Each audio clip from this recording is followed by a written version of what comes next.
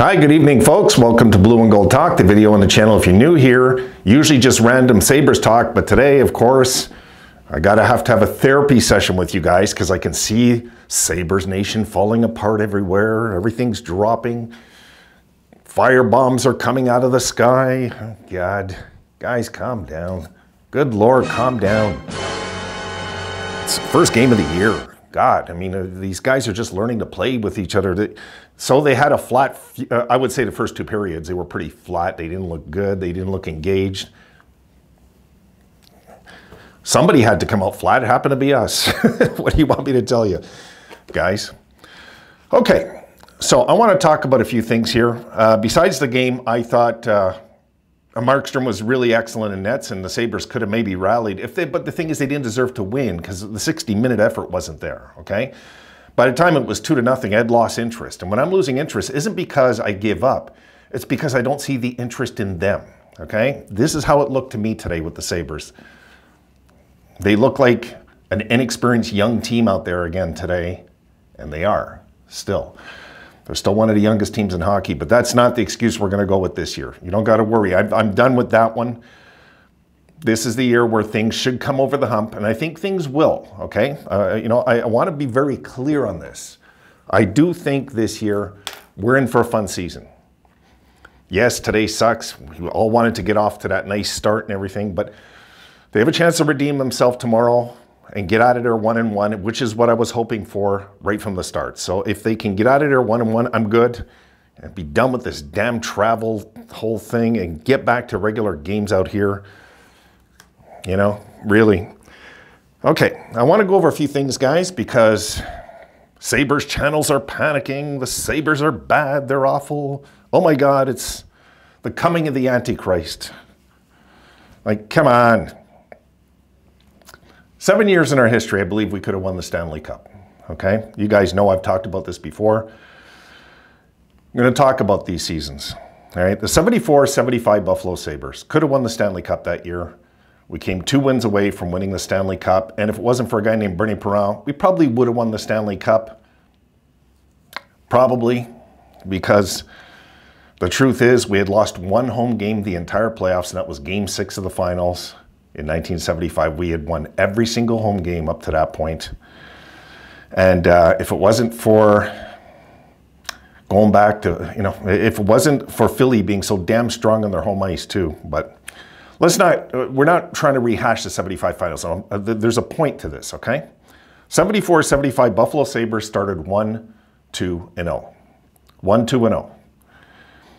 Then the 79-80 Buffalo Sabres, 47-17-16. I believe that was the record because I remember 1980 very vividly. It's one of those years that stands out for me still. And the Sabres that year started 4-3-1 under Scotty Bowman. 4-3-1. And then the rest of the year, that means they would have went 43-14. So the Sabres started 4-3-1, and what happened that year? Well, not like 75, but they came 2 wins from the Stanley Cup Finals. These are all the years I believe they could have won the Stanley Cup with a bit of luck, okay? So 79-80, not a horrible start, but 4-3-1. The 82-83 Buffalo Sabres, youngest team in hockey, youngest team in our history, actually, started 2-5-1, which we were expecting. This was a complete rebuild that Scotty Bowman was doing. But we remember come playoff time, they caught fire. They swept the Montreal Canadiens in a huge upset. And then they forced the Bruins, who were first overall, to Game 7 in overtime before Brad Park broke our hearts. And we'll never know what could have happened if we would have scored that goal. The Sabres were up 2-0 and 3-1 in that Game 7 too. And if we could have hung on, I knew the Bruins were just too old and that they were going to be taken out by the Islanders. But you never know with a young team. And the 83 Sabres could have been that young team that just stopped the Islanders dynasty. You just never know, right? Because we never got the chance. So in 82-83, the Sabres did start 2-5-1. Not a shock, but that I put that as one of the years where we didn't make the Final Four. All these other years, we made the Final Four. But that year, we went Game 7 in overtime. And there's other years, like 2001, I believe, we went Game 7 overtime, lost to Pittsburgh, remember? I don't really count that as a year they could have won the Stanley Cup, but this 83 team, because they were the youngest team in hockey and they had like the tallest defenseman, and there was so much good about them that Bowman was doing at the time, and the momentum was going our way. You never know what could have happened in 83. You just don't know. So 83, they started 2-5-1. Now we get into the Hasek era, 1997-98. That was the year Juneau scored. You might remember Game 6 in overtime. And the Sabres lost 4-2 to the Washington Capitals. Capitals went on to lose to the Red Wings. But that series, before that, when that season started, the Sabres started 3-7-2. 3-7-2. And when it was all said and done, there were 2 wins from the Stanley Cup Finals. I guess that's all I'll say about that year. And then the following year, 98-99, as we all know, what happened that year with the Brett Hull, we all know what happened, how it ended. We came 2 wins from winning the Stanley Cup. That season, the Sabres started 2-3-1. 2-3-1. These are all the years they could have won the Stanley Cup. 1-2-0, 4-3-1, 2-5-1, 3-7-2, 2-3-1. You seeing a pattern here? And the Sabres, of course, still drives us nuts, so let's move on. we'll leave 1999 alone. 2-3-1, though, started that year. The 05-06 Sabres, the team, I think, the only team really in our entire history, I would say we should have won the Cup. That year started 7-8-0. And I believe 8-9-0 too. I just didn't mark it down, but 7-8-0. The Sabres started. And by the time it was all said and done, oh, that's my son-in-law texting me. I'll check that in a sec. So 7-8-0. And we seen, when it was all said and done, we were 1 win from the Stanley Cup Finals. And if it wasn't for injuries, we probably should have and would have won the Stanley Cup that year. So Lindy had them going, but they had to have a start like this to get the chemistry going, to get the flow going. Come on. And we carried that flow right into the next season. The 06-07 Sabres started 15-1-1. That's the only year of the 7 teams, I believe, that had a shot, a real legitimate shot to win the Stanley Cup, had a great start. So 6 out of the 7 years, we didn't have great starts. And this is what I want to talk about. Before I drop this, actually, I'll talk about this in a sec. Let me just clip it over here. Okay. And people now are going to say, well, you know, I knew it. They're going to do this to us again. And really? Really? I mean, guys, it's one game. It's one game. And people saying, yeah, but you can tell usually by the start or whatever. Well, if that's true, last year the Florida Panthers started 0-2-0. Okay? And how did it end for them? And they go look. They started 0-2-0 last year, 2-3-0. Bobrovsky was in nets for all of those games. And the Panthers had a slow start last year. And if you remember, they had to kind of catch Boston at the very end, right? And the things just started falling in place for Florida by the end of the year. So I don't see any reason to panic is the point of this video, guys. Even if they have an off game next game, I'm not going to worry about this. This is too early in the season.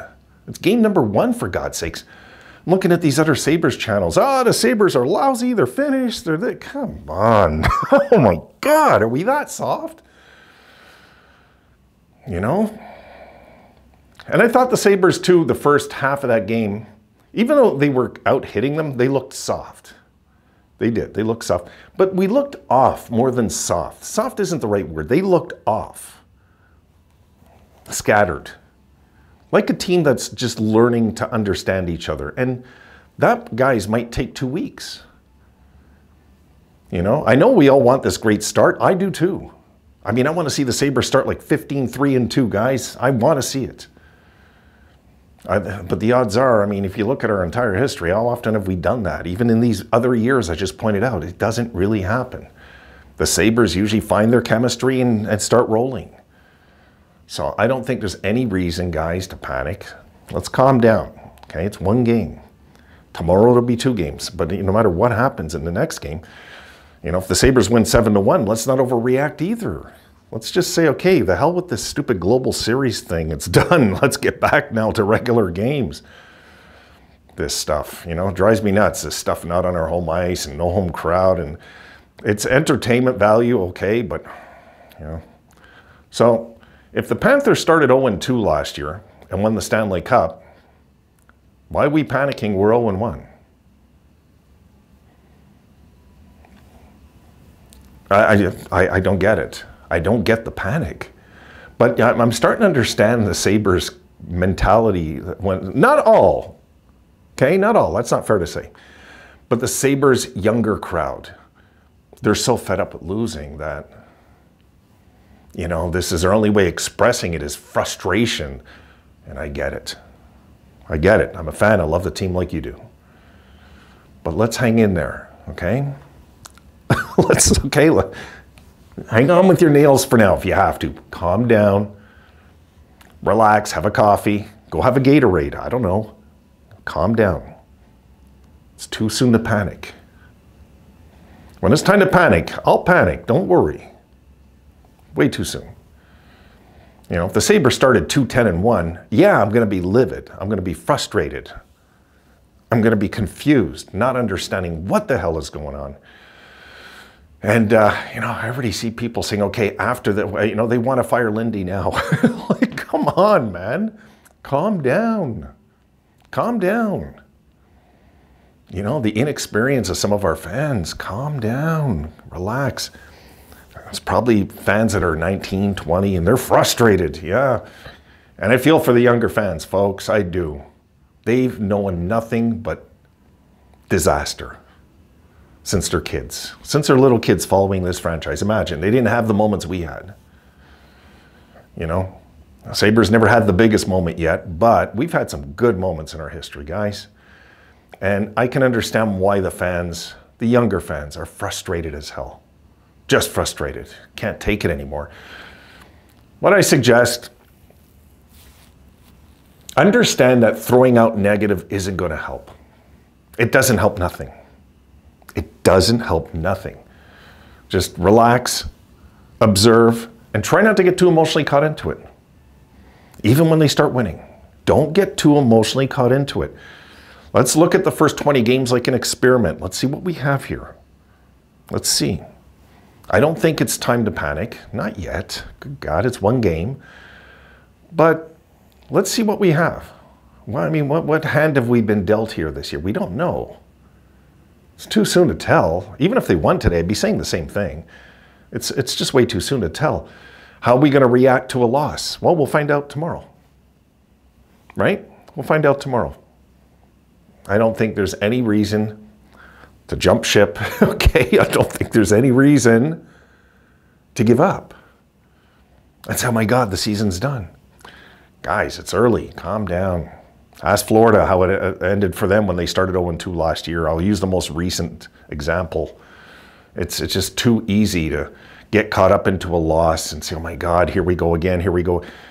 Because if we're going to be that easily rattled, then we're expecting to lose anyway. So you might as well expect to lose then, because I'm not expecting to have a losing season. I'm expecting a good winning season this year. Really. You know, like 20 games over 500, I think is feasible if this team stays healthy, focused, and really fall into the identity of what Lindy's going to try and make them become this year, which is a blue-collar team. It's what we know. That's what Lindy's going to try and make this team this year, a blue-collar, hardworking team with a little more talent than he had in 1999, guys. He just doesn't have Dominic Hasek in nets, but he has two good young goalies. And I got to admit, so far Luukkonen in preseason and regular season, I'm concerned about. But it's early. It's early. Luukkonen didn't catch fire at this point last year. Let's relax. Let's just see what happens, guys, you know? All right, I'm going to leave it there. And I thank you for sticking around and hanging in. Like, you know, hang in. Hang in. Don't give up. Too soon, guys. So what I'm going to do is I will make the, I'm going to do it tomorrow morning. I'll do it legit. I was going to make the pregame. I'll do it tomorrow. So I'll wear my darker jersey tomorrow. We'll start it tomorrow. So I just want to touch base with you, let you guys know, no, I am not in any way, shape, or form panicking about this loss. it was just one of those games. I didn't really care after 2-0. Not that I didn't think they could come back, but I didn't really care because I didn't see that hatred of losing in them today. That's what was missing, in my opinion, guys. The hatred to lose wasn't there today. That's what was missing. Not that we're losers and we're never going to win. And no, it wasn't like that for me.